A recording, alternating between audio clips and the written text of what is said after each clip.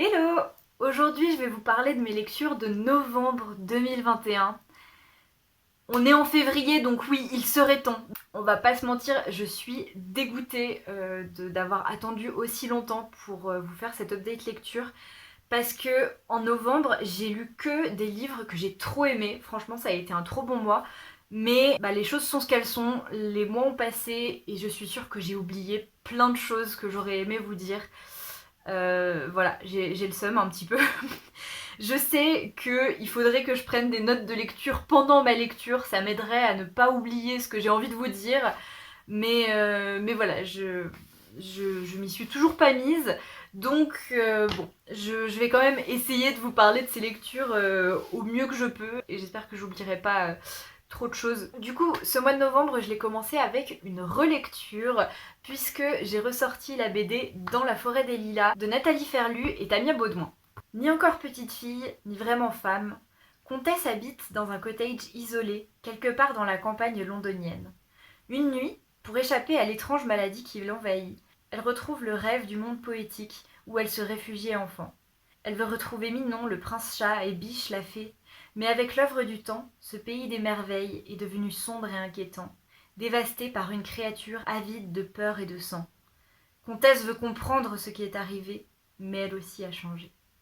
Donc voilà, en fait, cette BD, je l'avais lue il y a quelques années et je vous en ai reparlé en fait dans un tag, je crois. Enfin, je vous en ai reparlé en vidéo et le fait d'en reparler comme ça m'a donné trop envie de me replonger dans cette BD que j'avais déjà adorée la première fois. Et je peux vous le dire, elle est toujours aussi bien, franchement. Je l'adore. On est dans un univers vraiment onirique, puisque du coup on est à moitié dans le rêve, à moitié dans la réalité. Mais c'est très poétique, j'aime pas utiliser ce mot, mais c'est le seul qui me vient à l'esprit. C'est très perché en fait, c'est vraiment très perché, autant les dessins que l'histoire en elle-même. Il faut vraiment se laisser porter, mais en même temps c'est tout en émotion, c'est hyper touchant. Et voilà, et j'ai pas non plus envie de vous en redire trop de toute façon sur cette histoire parce que c'est vrai que moi la première fois que je l'avais lu, j'en savais rien du tout. J'étais tombée complètement par hasard dessus dans une librairie, je l'ai acheté et ça a été une découverte vraiment trop chouette. Cet univers, je vous dis, poétique, sombre, mélancolique, un peu inquiétant, mais en même temps pas trop parce que ça touche à l'enfance et en même temps ça touche au fait de ne plus être enfant, de grandir et de plein de choses. Et franchement, voilà, je ne peux que vous la conseiller, cette BD est trop bien, je l'adore. Donc foncez, vraiment. Du coup, après ça, j'ai lu, évidemment, vous le savez, Le Hobbit de Tolkien. Bilbo, comme tous les hobbits, est un petit être paisible et sans histoire. Son quotidien est bouleversé un beau jour lorsque Gandalf, le magicien, et 13 nains barbus l'entraînent dans un voyage périlleux. C'est le début d'une grande aventure, une fantastique quête au trésor semée d'embûches et d'épreuves qui mènera Bilbo jusqu'à la montagne solitaire gardée par le dragon Smaug. Vous le savez déjà sûrement puisque j'ai fait tout un vlog sur cette lecture, mais j'ai vraiment beaucoup aimé ma lecture du Hobbit. J'étais déjà très contente d'enfin le lire parce que ça faisait vraiment longtemps que je voulais le découvrir. Et franchement, ça a été une très chouette découverte. Le ton est très différent du Seigneur des Anneaux parce qu'on voit vraiment qu'on s'adresse à des enfants sans tomber dans quelque chose de vraiment trop simple ou trop puéril, on va dire. Mais on sent que c'est vraiment le ton du conte et pas de la fantaisie, si vous voyez ce que je veux dire, même si ça reste de la fantaisie, hein, évidemment. Si jamais vous aimez l'univers du Seigneur des Anneaux et tout ça, et que vous avez essayé de lire le Seigneur des Anneaux, mais que vous trouvez ça trop long peut-être, que le rythme vous a pas parlé, je vous conseille vraiment de lire le Hobbit, parce que pour le coup, là, tout se passe très vite, il y a vraiment une aventure par chapitre, et franchement on s'ennuie jamais. Les personnages sont super attachants. Gros coup de cœur pour le personnage de Bilbo que j'ai vraiment découvert avec cette lecture parce que j'avais il y a très longtemps vu le début du premier film et puis c'était tout ce que je savais sur le Hobbit. Mais là vraiment j'ai appris à connaître Bilbo et c'est vraiment un personnage que j'ai trouvé très intéressant parce que c'est un peu un anti-héros, même si pas vraiment. En fait, il aime son confort et lui, et même si l'aventure l'appelle un petit peu, On sent qu'il a pas envie d'être là pendant tout le long. Et du coup, quand il fait preuve de courage ou ce genre de choses, ça renforce vraiment beaucoup le personnage. Et ça crée vraiment quelque chose. Ça crée vraiment un lien avec ce personnage que j'ai vraiment beaucoup aimé. Après, du coup, avoir fait une très très bonne lecture, j'ai tenté de regarder les films. J'ai vu le premier et clairement ça l'a pas fait. Je vais pas développer ici parce que du coup j'en ai déjà parlé dans mon vlog. Si vous voulez déjà un avis plus développé sur ma lecture, je vous invite vraiment à aller voir le vlog que je vous mets juste ici. Mais voilà, sinon après du coup le film... j'avais dit que j'essayerais de regarder les deux autres films, mais finalement j'ai autre chose à faire de mon temps. J'ai tellement pas aimé le premier. Après une si bonne lecture, c'était une grosse déception pour moi. Donc voilà, désolée pour les fans des films du Hobbit, mais pour moi ça va pas du tout.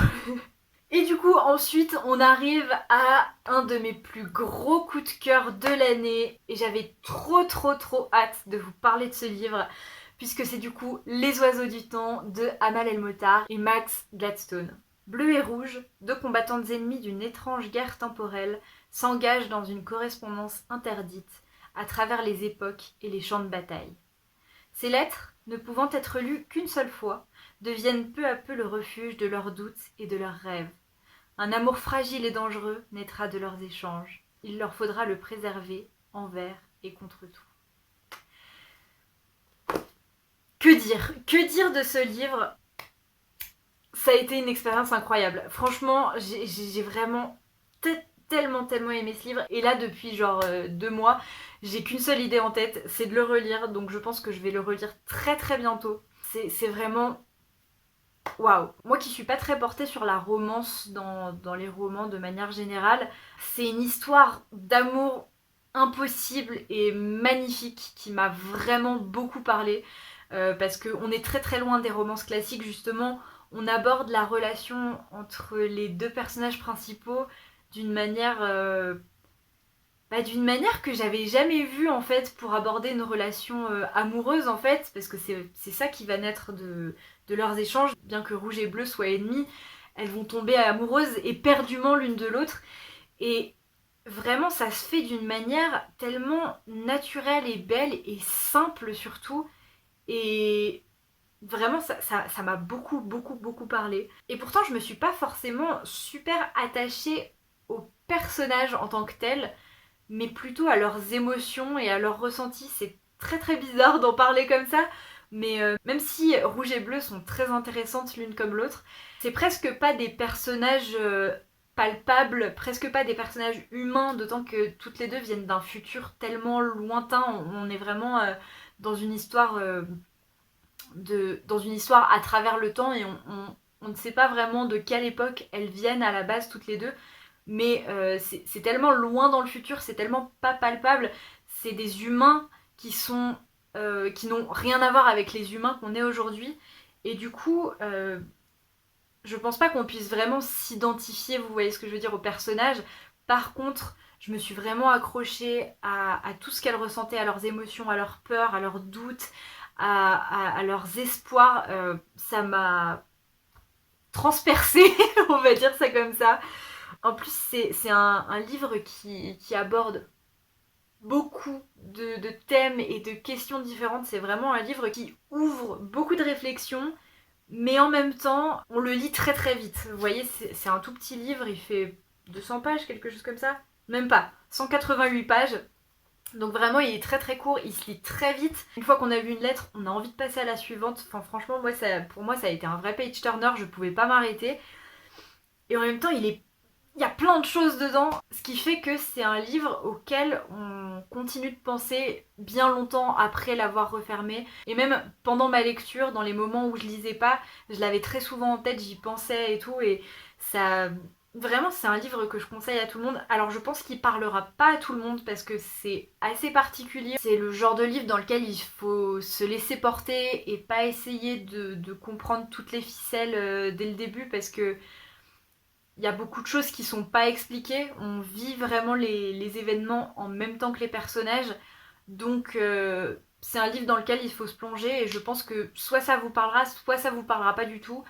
Mais il faut essayer parce que je pense qu'on peut pas savoir avant d'avoir essayé, c'est vraiment ce genre de livre. Après, c'est un livre très très fort et très très dur, on va quand même parler de guerre, même si c'est pas une guerre au sens où on l'entendrait nous, avec un front, avec des batailles, ce genre de choses, c'est une guerre totalement différente, mais ça reste un contexte de guerre qui peut être, qui peut être très très dur. Voilà, je sais pas quoi vous dire d'autre, j'ai l'impression qu'il y a beaucoup à dire, mais que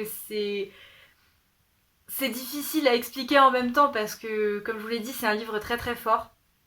Petit plus pour le style aussi que j'ai beaucoup aimé.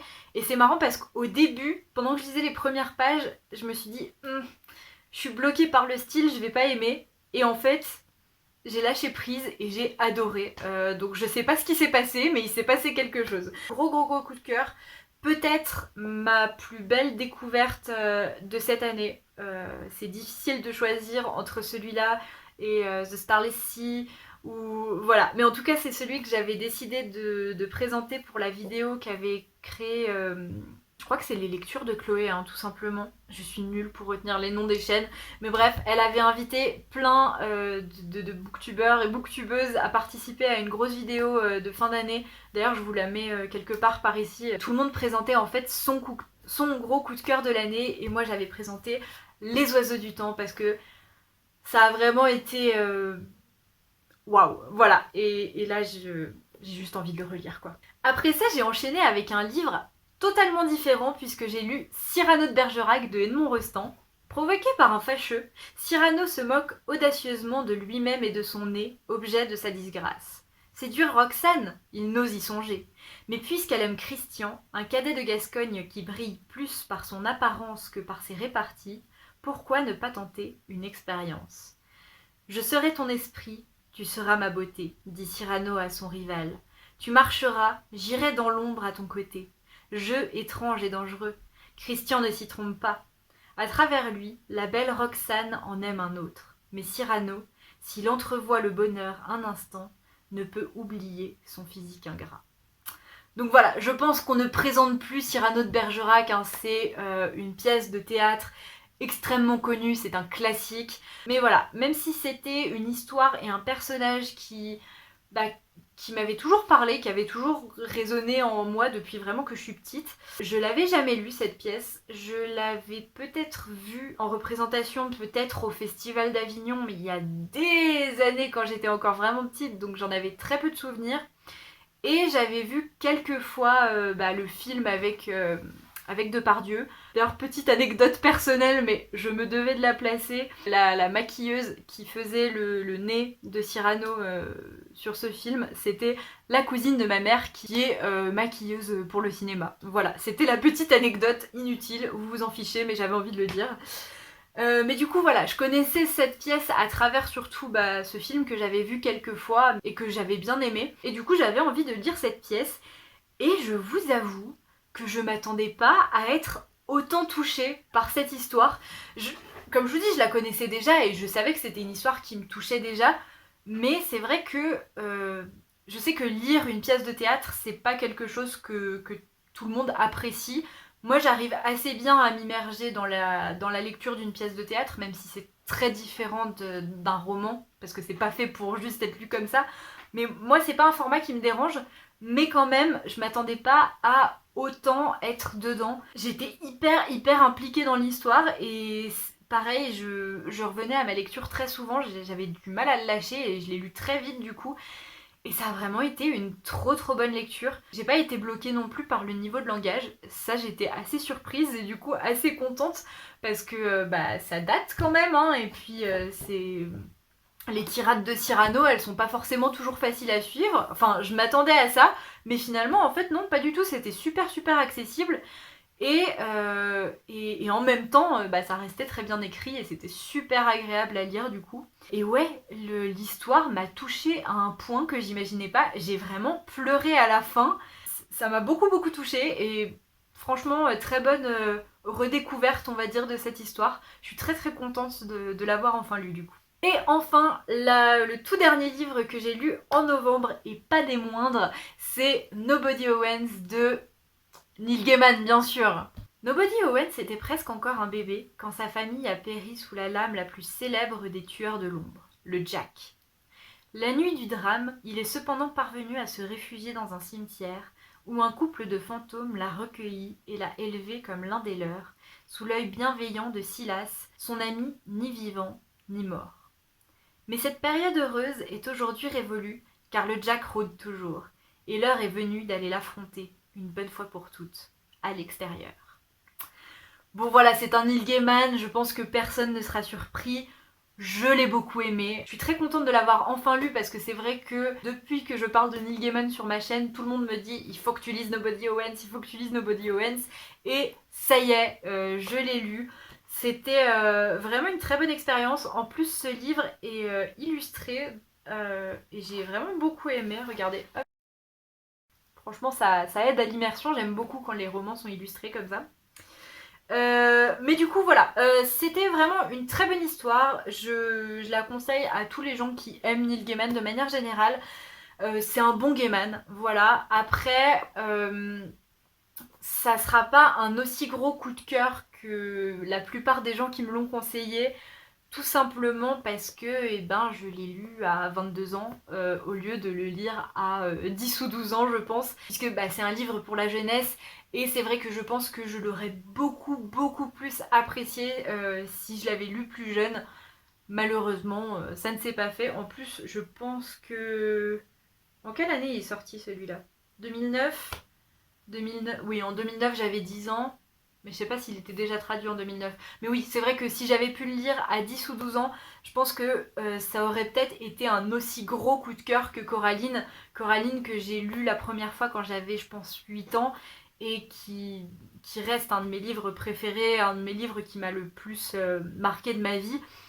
Mais voilà, bon, tant pis, ça a été quand même une très belle découverte. J'ai beaucoup aimé, les personnages, ils sont vraiment très cool. L'histoire est très prenante.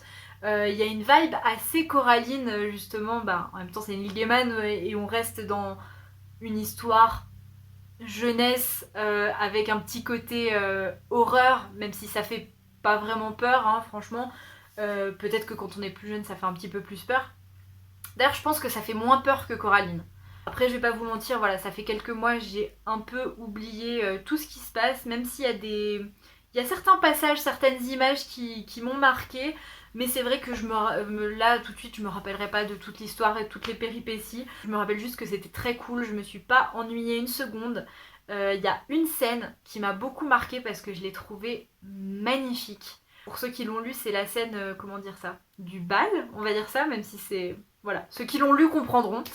J'ai vraiment trouvé ça très beau et comme je vous dis, voilà, c'est du bon Gaiman, il n'y a pas grand chose à dire de plus. Juste une petite réflexion par rapport à Neil Gaiman, du coup, c'est que plus je lis ses livres, plus je remarque certaines choses et à chaque fois que je lis un de ses livres, je sens qu'il y a au moins un personnage où je me dis, tiens, ça c'est Neil Gaiman, ce personnage c'est lui.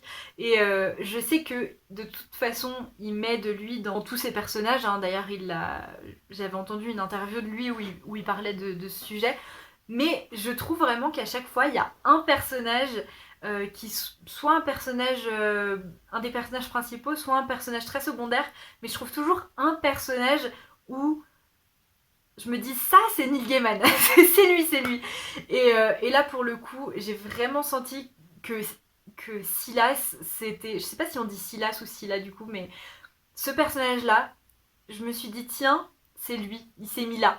je l'ai vraiment senti comme ça et ça m'a fait rire. Donc voilà, n'hésitez pas à me dire ce que vous en pensez. Du coup voilà, c'est tout pour mes lectures de novembre 2021. J'espère que cette vidéo vous aura plu. Je suis désolée de ne pas pouvoir vous en dire plus sur ces livres, mais vraiment j'ai la mémoire percée et j'ai trop attendu pour vous en parler. Je suis dégoûtée. Je vais essayer de faire mes updates lecture de décembre et de janvier assez vite, parce que j'ai pas envie de continuer comme ça avec mon retard. Aussi, n'hésitez pas à me dire si ça vous a plu que je lise les résumés directement, comme ça, que je lise directement le 4e de couverture, plutôt que de faire moi-même mon propre résumé du livre. Je sais pas ce qui vous plaît le plus, vraiment dites-le moi en commentaire, j'ai l'impression que c'est peut-être plus clair comme ça, Mais si vous préférez que je vous raconte moi-même l'histoire des livres que j'ai lus, et ben faites-le moi savoir, comme ça je verrai ce que je ferai pour les prochaines vidéos. Et puis voilà, et en attendant une prochaine vidéo, je vous souhaite de très belles lectures. Bye. The countdown starts today. Anyone you'd like to get away? Come and join the team.